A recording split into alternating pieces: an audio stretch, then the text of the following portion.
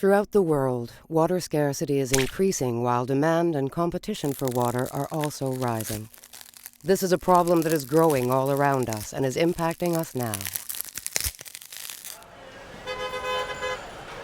Water lies at the heart of our social, economic, and natural systems.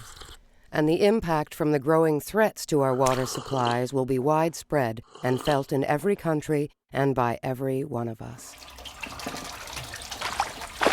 Over the next 20 years and beyond, global trends will continue raising demand for water at unsettling rates. Today, a gap between our supply and demand already exists. If we continue as usual and do nothing to correct this growing imbalance, by 2030, global demand for water will exceed supply by 40%. Driving up water demand is the world's growing population, our expanding cities, and the changing consumption habits in emerging economies.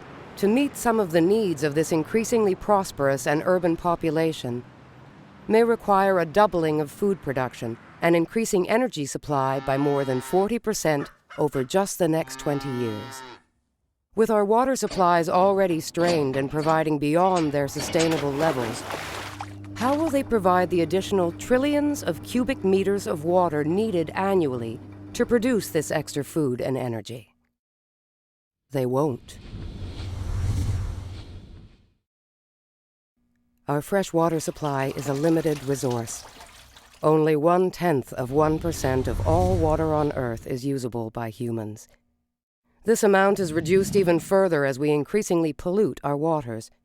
And as climate change alters the global water cycle that brings about our limited supply, droughts, storms, and flooding are intensifying, further impacting water availability for human populations.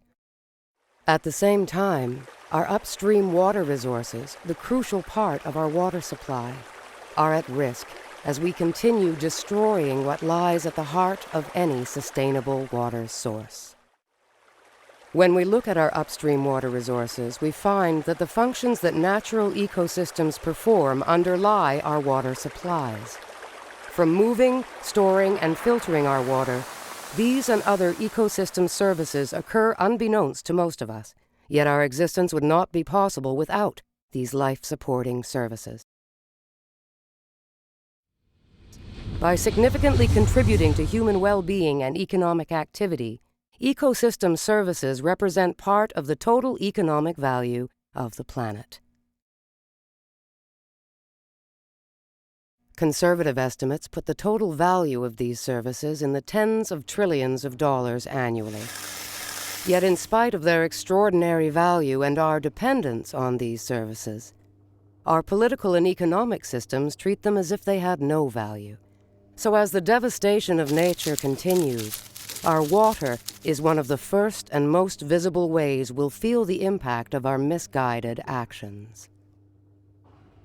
Nature's intrinsic value is beyond any number, but valuing our ecosystems is providing a common language with the private and public sector, giving nature a growing and necessary role in policy decisions. Government and industry leaders may now realize and act on the mounting evidence that protecting a country's natural capital makes enormous economic and political sense. What we refer to as natural capital is the stock of ecosystems that yield a flow of goods and services. From Ecuador to New York City and throughout the world, projects are showing that water supplies can be protected and billions in capital costs can be avoided through the protection of their natural capital. Nature is particularly efficient and cost-effective at providing us water of adequate quality and in ample quantity necessary for people, food production, and energy generation. Nature is essential to having sustainable and reliable water resources that society needs and economic stability requires.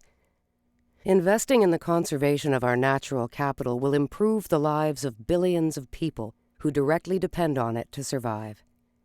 It will also strengthen countries by attracting investments that recognize a sustainable place to operate in, and will remove uncertainties that have constrained the development of water and energy infrastructure.